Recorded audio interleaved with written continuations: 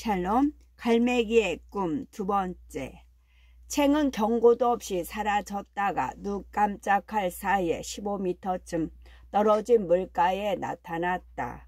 그러더니 다시 사라졌다가 똑같이 순식간에 존의 어깨에 서 있었다.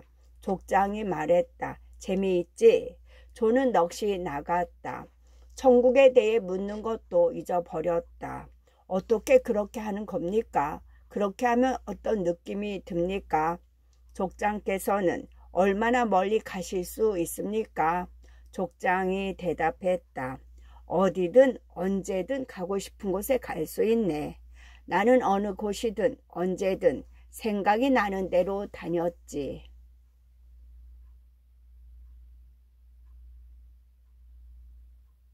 그는 바다를 내다보았다. 그리고 말을 이었다. 이상하지? 이동하는 것에 신경 쓰느라 완벽 따윈 안중에 없는 갈맹이들은 느리게라도 아무데도 못 가지. 완벽함에 신경을 쓰고 이동은 안중에 없는 갈맹이들은 당장 어디에든 갈 수 있거든. 명심하게 천국은 어떤 장소나 시간이 아니라네. 장소와 시간은 너무도 무의미하기 때문이야. 천국은.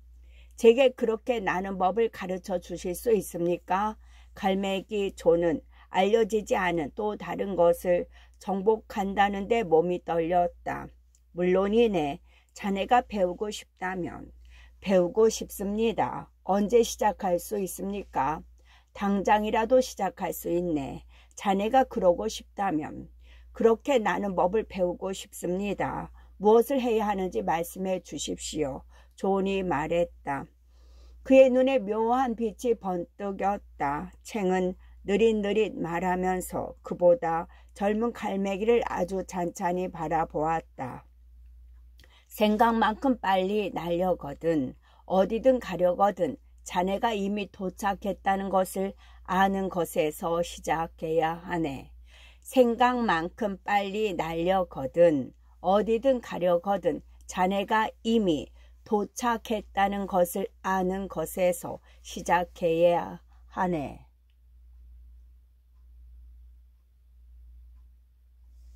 챙에 따르면 존은 자신의 폭 1m의 날개가 달린 제한된 몸뚱이에 갇혀 지도에 표시할 수 있는 행위를 하는 존재로 보는 것을 중단해야 했다. 그의 진정한 본성은 기록하지 않은 숫자처럼 완벽하게 시공을 초월해 어디에서나 살고 있음을 아는 게 비법이었다. 존은 매일 해뜨기 전부터 한밤중까지 혹독하게 수련했다. 그런데 온갖 노력에도 불구하고 그는 있는 자리에서 조금도 나가지 못했다. 챙이 반복해서 말했다. 신념을 잊어버려. 나는데 필요한 건 신념이 아니라 비행을 이해하는 것이었지. 이것도 똑같다네. 이제 다시 해보게. 그러던 어느 날 존은 해변에 서서 눈을 감고 집중하다가 문득 챙이 계속 한 말의 의미를 깨달았다. 아, 맞아. 나는 완벽하고 한계가 없는 갈매기야. 그는 어마어마하게 충격적인 희열을 느꼈다. 잘했네. 챙이 득이 만만한 목소리로 외쳤다. 존이 눈을 떴다. 그는 전혀 다른 해안에 족장과 단둘이 서 있었다. 물가에 나무들이 있고 머리 위에서 노란 태양 2개가 돌고 있었다.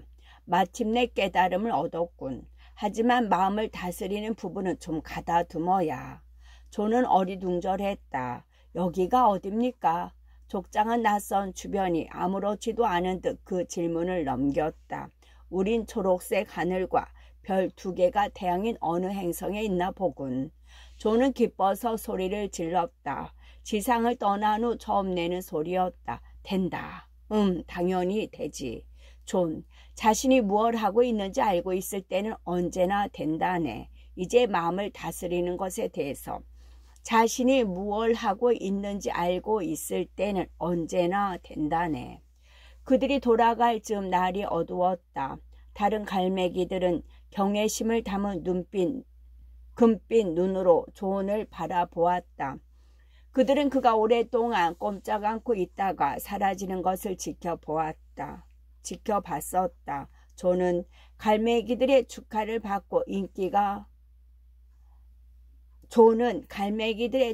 받고 있기가 힘들었다. 저는 여기 새로 왔습니다. 막 배우기 시작했을 뿐이지요. 여러분에게 배워야 하는 건 접니다. 그럴까 싶구나, 존. 내가 만년간 봐온 갈매기 중에서 배우는데 가장 두려움이 없는 갈매기는 자네야. 가까이 서 있던 설리반이 말했다. 갈매기들은 침묵에 빠졌고 존은 민망해서 안절부절 못했다. 쟁이 말했다. 자네가 원한다면 과거와 미래를 날 수 있을 때까지 시간을 다뤄볼 수 있네. 그럼 가장 까다롭고 강력하면서 재미있는 것을 시작할 준비가 갖추어지지. 자네는 훨훨 날아올라 친절과 사랑의 의미를 알 준비를 갖추게 될 걸세. 한 달이 흘렀다. 아니면 한 달로 느껴진 것뿐일 수도 있었다. 존은 어마어마한 속도로 배워나갔다. 전에도 늘 평범한 경험에서 재빨리 배웠던 그는 이제 족장의 수제자가 되어 새로운 관념들을 받아들였다. 유선형의 깃털 달린 컴퓨터가 따로 없었다. 그러다가 쟁이 사라지는 날이 왔다. 그는 갈매기 모두에게 나직하게 말하고 있었다. 쟁은 배우고 익히기를 중단하지 말라고, 모든 삶에 보이지 않는 완전한 이치를 더 많이 이해하려고 계속 애쓰라고 갈매기들을 독려했다. 배우고 익히기를 중단하지 말라고, 모든 삶에 보이지 않는 완전한 이치를 더 많이 이해하려고 계속 애쓰라고 갈매기들을 독려했다.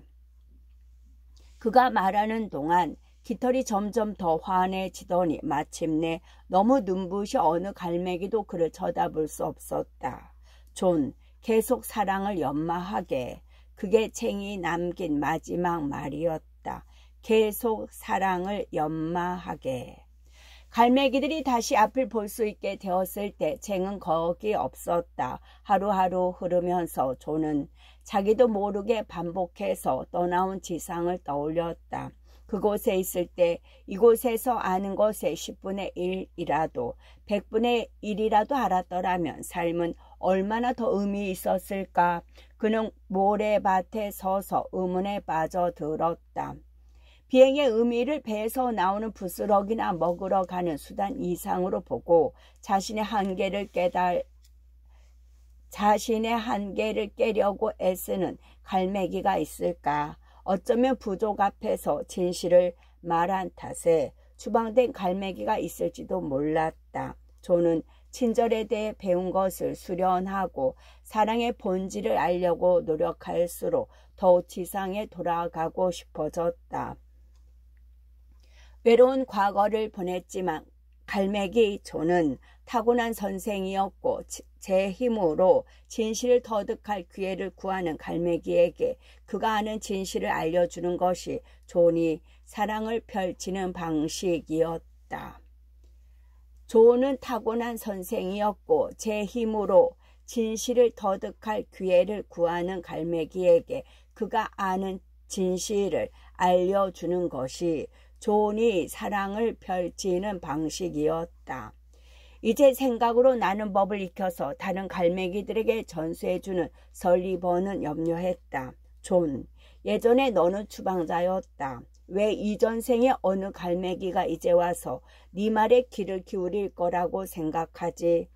가장 높이 나는 갈매기가 가장 멀리 본다라는 격언을 알겠지. 그건 사실이야. 가장 높이 나는 갈매기가 가장 멀리 본다. 가장 높이 나는 갈매기가 가장 멀리 본다. 네가 떠난 갈매기들은 꽥꽥대고 서로 아웅다웅하며 땅바닥에 서 있어. 그들은 전상에서 아주 멀리 있건만 너는 그들이 서 있는 곳에서 전상을 보여주고 싶다고 말하는구나. 존, 그들은 네 날개 끝도 못 보는 자들이야. 이곳에 그대로 있거라. 새로운 갈매기들을 도와줘. 그들은 네가 알려주는 것을 알아들을 만큼 고결한 갈매기들이다. 설리번은 잠시 가만히 있다가 말을 이었다. 만약 쟁이 전에 살던 세계로 돌아갔다면 어땠을까? 그랬다면 오늘날에 네가 있었겠니? 마지막 말이 설득력이 있었고 설리번이 옳았다. 가장 높이 나는 갈매기가 가장 멀리 본다. 존은 머물면서 새로 들어오는 갈매기들과 공부했다. 그들은 아주 총명해서 얼른 배웠다. 하지만 예전에 느꼈던 감정이 되살아났고 존은 지상에도 배울 수 있는 갈매기가 한둘은 있을 거라고 생각하지 않을 수가 없었다. 그가 추방당한 날 쟁이 그에게 왔더라면 지금쯤 그는 얼마나 더 많이 알고 있을까. 마침내 그가 말했다. 설리, 저는 돌아가야겠습니다. 스승님의 제자들은 잘해 나가고 있습니다. 스승님이 새 갈매기들을 이끄는 것을 그들이 도울 수 있을 겁니다. 설리번은 한숨을 지었지만 토를 달지 않았다. 네가 그리울 것 같구나, 존. 그가 한 말은 그것뿐이었다. 존이 나무라듯 말했다. 설리, 부끄러운 말씀 마세요. 어리석게 굴지도 말고요. 우리가 매일 수련하는 게 무엇입니까? 우리의 우정이 공간과 시간 따위에 좌우된다면 우리가 마침내 시공을 초월할 때 형제애는 없어져 버렸을 겁니다. 하지만 공간을 초월하면 이곳만 남습니다. 시간을 초월하면 지금만 남지요. 시간을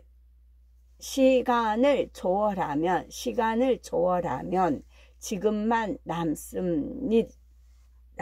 그러니 이곳과 지금의 한가운데에서 우리가 한두 번은 마주치지 않겠습니까? 설리번은 도리 없이 웃음을 터뜨렸다. 정신 나간 새 같으니 땅에 있는 이에게 수천 킬로미터를 보는 방법을 가르칠 수 있는 새가 있다면 바로 존 리빙스턴일 거야. 그가 모래를 내려다보며 말했다. 잘 가게 내 친구 존. 안녕히 계십시오, 설리. 우린 다시 만날 겁니다. 그 말과 함께 조나단은 다른 시간대의 해안가에 장뜩 모인 갈매기들의 이미지를 생각 속에 떠올렸다. 그는 수련 덕분에 쉽게 알았다. 그가 뼈와 깃털로 만들어진 게 아니라 아무 거슬릴 것이 없는 자유와 비상으로 이루어진 완전한 관념이라는 것을. 갈매기 플리처 린드는 아직 매우 젊지만 어떤 갈매기도 다른 종족에게 그런 부대접이나 부당한 대우를 받은 적이 없다는 것을 이미 알고 있었다. 저들이 뭐라고 짓거리든 난 상관없어. 그는 매몰차게 생각했다. 머나먼 절벽들을 향해 날아가는데 시야가 흐릿했다. 플래처는 속으로 중얼댔다. 여기서 저기로 날개를 버덕이는 게 비행의 전부는 아닐 거야. 모기도 그러한다고.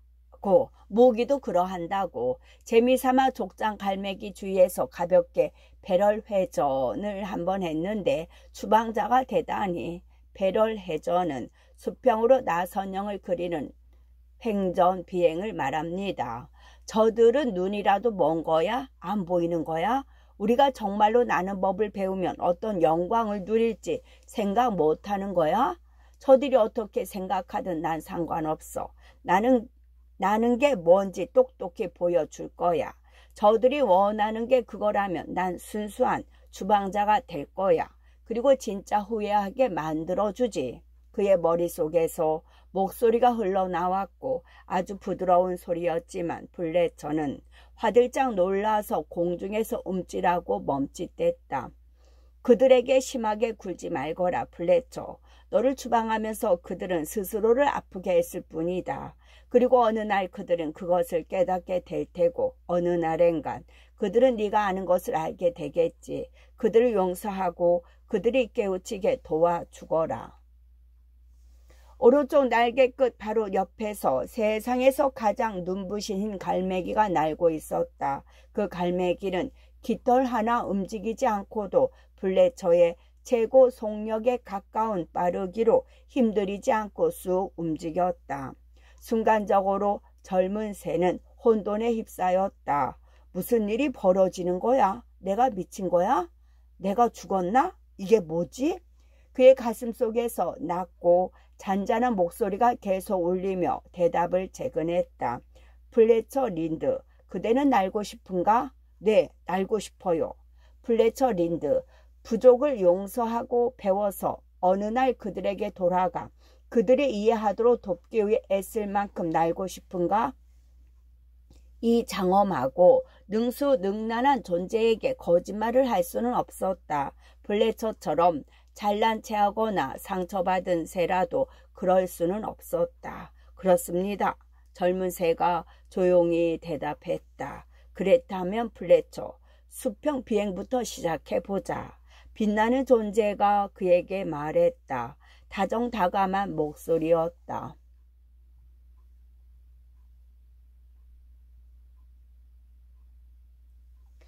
존은 눈여겨보면서 머나먼 절벽 위를 천천히 선회했다. 이 원기 왕성한 젊은 갈매기 플래처는 흠잡을 데가 거의 없는 비행수련생이었다.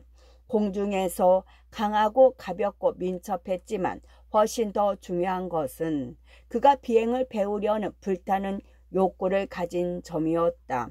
이 순간 그는 흐릿한 회색 형체로 급강하다가 시속 240km로 스승 옆을 지나갔다. 플래처는 불쑥 16 방위점 수직 완횡전을 시도하며 큰 소리로 그 수를 헤아렸다. 8, 9, 10. 보세요, 존. 제 대기 속도가 줄고 있어요. 11. 스승님처럼 깔끔하게 정지하고 싶은데 12 빌어먹게도 할 수가 13, 3번. 남은 방위점을 전혀 14. 플래처의 급실속은 실패에 대한 분노와 부하 때문에 더 악화되었다. 그는 나자빠지며 떨어져서 거세게 거꾸로 뱅글뱅글 돌다가 마침내 스승보다 30m 아래로 숨을 헐떡이며 중심을 잡았다. 저를 붙들고 시간 낭비하시는 거예요. 존, 저는 바보 멍청이에요. 너무 미련해요. 아무리 시도해도 제대로 못할 거예요. 존은 그를 내려다보면서 고개를 끄덕였다. 네가 그렇게 쌩하고 급상승하는 한 제대로 못하고 말고. 플래처, 너는 도입 부분에서 시간당 64km의 속도를 잃었지. 매끄럽게 해야 해. 확실하면서도 매끄럽게. 알겠니? 그는 젊은 갈매기와 같은 높이로 내려갔다. 이제 편대를 이루어서 다시 해보도록 하자. 그리고 급상승에 신경 쓰도록 해라. 매끄럽게 느긋하게 시작하는 거야. 3개월이 지나갈 무렵 존의 제자는 6이 되었다. 모두 추방자였지만 하늘을 나는 즐거움 때문에 비행한다는 독특하고 새로운 개념에 호기심이 많았다. 그래도 그들로서는 그 이면의 논리를 이해하는 것보다는 고도의 기술을 연마하는 게 더 쉬웠다. 존은 저녁이 되면 해변에서 말하곤 했다. 우리 각자는 본질상 위대한 갈매기라는 관념이며 자유라는 무한한 관념이지. 또 정밀한 비행은 우리의 본성을 드러내는 발걸음이란다. 우리를 구속하는 모든 것을 무시해야 한다. 그렇기 때문에 이 모든 고속 연습, 저속과 고개를. 그쯤 제자들은 그날의 비행에 지쳐서 골아떨어지곤 했다. 그들은 연습을 좋아했다. 빠르고 짜릿했고 또 매번 수업하면서 점점 더 커지는 배움에 대한 허기를 풀어주었으니까. 하지만 제자 중 아무도 심지어 플래처 린드마저도 관념의 비행이 바람과 깃털의 비행 못지않게 현실적일 수 있다는 것을 믿지 않았다. 다른 날 존은 말했다. 날개 끝부터 날개 끝까지 몸 전체는 너희의 생각 자체가 볼 수 있는 형태일 뿐이다. 생각의 사슬을 끊고 육체의 사슬도 끊어라.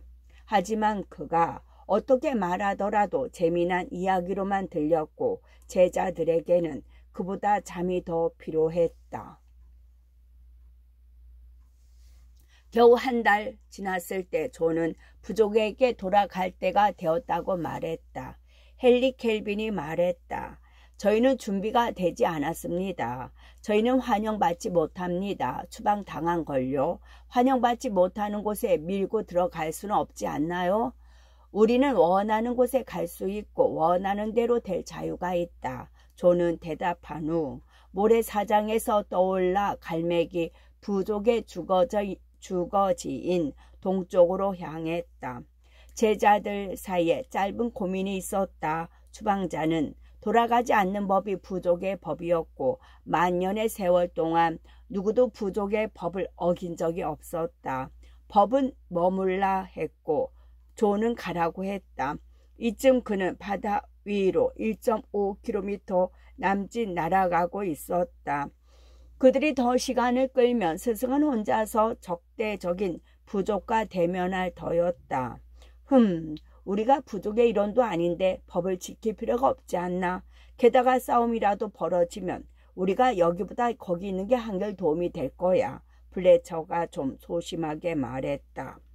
그래서 그날 아침 8마리의 갈매기는 날개 끝이 겹칠 만큼 붙어서 이중 다이아몬드 대형으로 서쪽으로 날아갔다. 그들은 시속 217km의 속도로 부족 회의 장소인 해안으로 날아들었다. 존이 선두에 플래처가 오른편에 헨리 켈빈은 투지 있는 왼편에 섰다. 편대 전체가 한몸으로 오른쪽으로 완횡전하다가 수평으로 거기서 배면 거기서 수평으로 바람이 모두를 매섭게 몰아쳤다.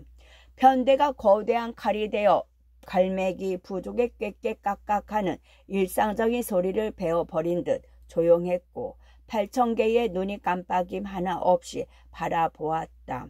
8갈매기가 차례로 급상승해서 크게 공중회전하고 쭉 날아서 모래밭에 천천히 선 자세로 내렸다.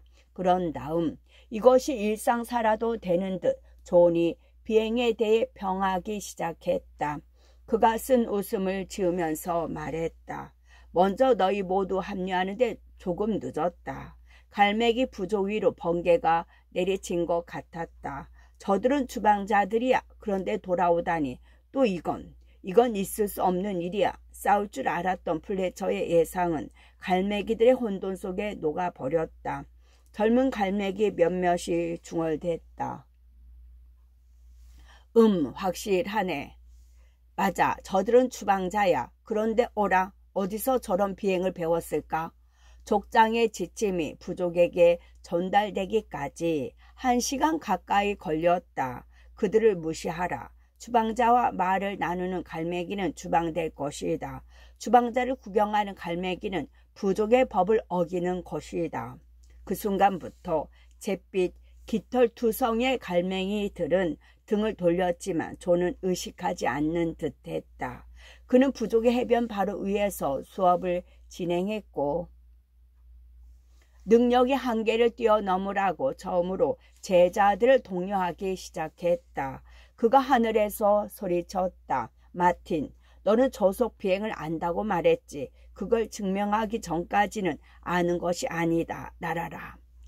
말 수가 없는 마틴 윌리엄은 놀랐지만 곧 스승의 불같은 열정에 사로잡혔다. 그리고 저속 비행의 대가가 되어 자신도 놀랐다. 아주 가벼운 바람 속에서 그는 날개 한번 퍼덕이지 않고 깃털을 굽혀 모래밭에서 구름까지 갔다가 다시 내려올 수 있었다. 마찬가지로 찰스 론런드는 7,315m 높이의 큰 산 바람에 날아갔다가 찬 공기 때문에 바랗게 질려서 불쑥 내려왔지만 놀라움과 행복을 느끼며 내일 더 높이 오르겠다고 다짐했다. 누구보다 고개 비행을 좋아하는 플래처는 16방위점 수직 완횡전을 완전히 터득했고 다음 날은 3번 옆으로 공중회전을 하는 쾌거를 이루었다. 하얀 햇살이 그의 깃털에 반사되어 해변에 쏟아졌고 그곳에서는 갈매기들이 은밀히 지켜보고 있었다. 매 시간 조는 각각의 제자 옆에서 시범을 보이고 중고하고 독려하고 이끌었다. 그가 재미삼아 그들과 함께 밤과 구름과 폭풍우 사이를 누비는 동안 갈매기 부족은 땅에 저량하게 모여 있었다. 비행이 끝나면 제자들은 모래밭에서 쉬었고 시간이 흐르면서 그들은 존의 말에 더 귀를 기울였다. 스승은 그들이 이해할 수 없는 몇몇 어처구니 없는 이야기도 했지만 그 중에는 알아들을 수 있는 멋진 내용도 있었다. 밤이면 점점 둥글게 모인 제자들 뒤로 다른 원이 생겼다. 호기심 많은 갈매기들이 둥그렇게 모여서 어둠 속에서 몇 시간이고 이야기를 들었다. 그들은 서로 보는 것도 보이는 것도 원하지 않아서 동트기 전에 슬그머니 흩어졌다. 귀환한 지 한 달이 지났을 때였다. 갈매기 부족 중 처음으로 어느 갈매기가 선을 넘어와 비행수를 배우게 해달라고 정했다. 이 요청으로 인해 테런스 로웰은 벌을 받고 추방자 딱지가 붙었다. 그리고 존의 8번째 제자가 되었다. 다음 날 밤 부족에서 커크 메이너드가 날개를 질질 끌고 모래밭을 피척피척 걸어와 존의 발치에 주저앉았다. 도와주세요. 저는 세상에서 가장 하고 싶은 일이 나는 것입니다. 그가 아주 조용하게 말했다. 죽어가는 자의 말투였다. 존이 말했다. 그러면 같이 가보자. 나와 같이 땅을 차고 올라 시작해보자. 사정을 모르시네요. 제 날개요. 저는 날개를 움직일 수가 없는걸요. 메이너드, 지금 여기에서 너 스스로 네 본 모습을 댈 수 있는 자유를 가졌고 그 무엇도 네 길을 막을 수는 없다. 그것이 위대한 갈매기의 법, 진짜 법이다. 제가 날 수 있다는 말인가요?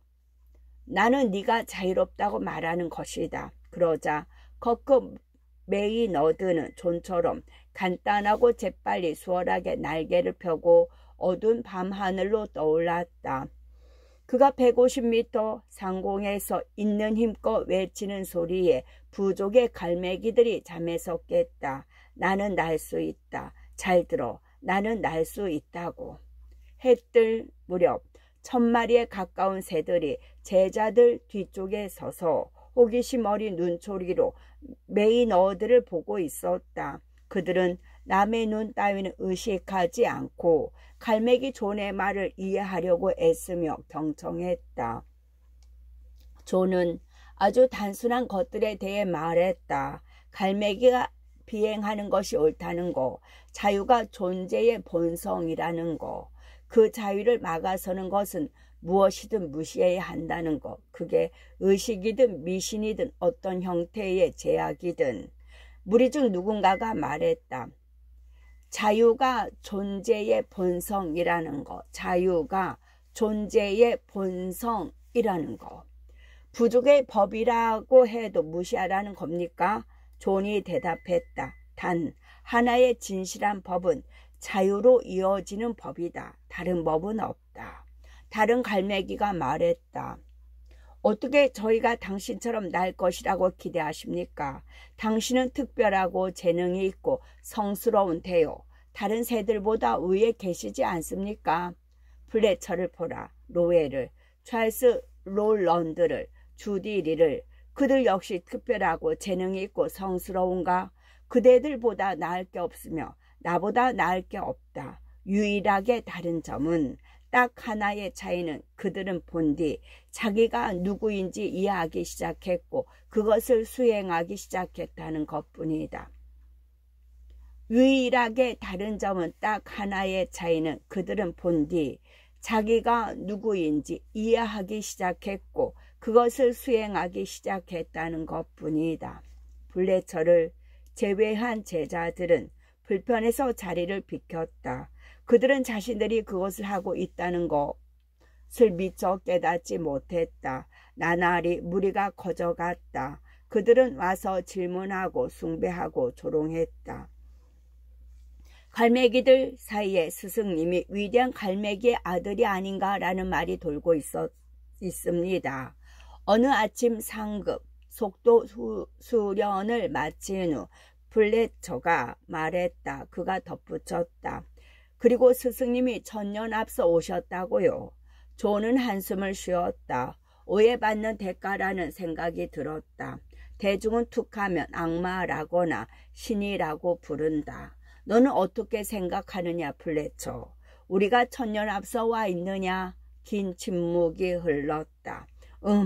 이런 종류의 비행은 언제나 여기 있었기에 알고자 했던 새는 누구나 배울 수 있었습니다. 그러니 시대와는 관계없지요. 어쩌면 우리는 유행에 앞선 겁니다. 대부분의 갈매기의 비행 방식보다 앞선 것이지요.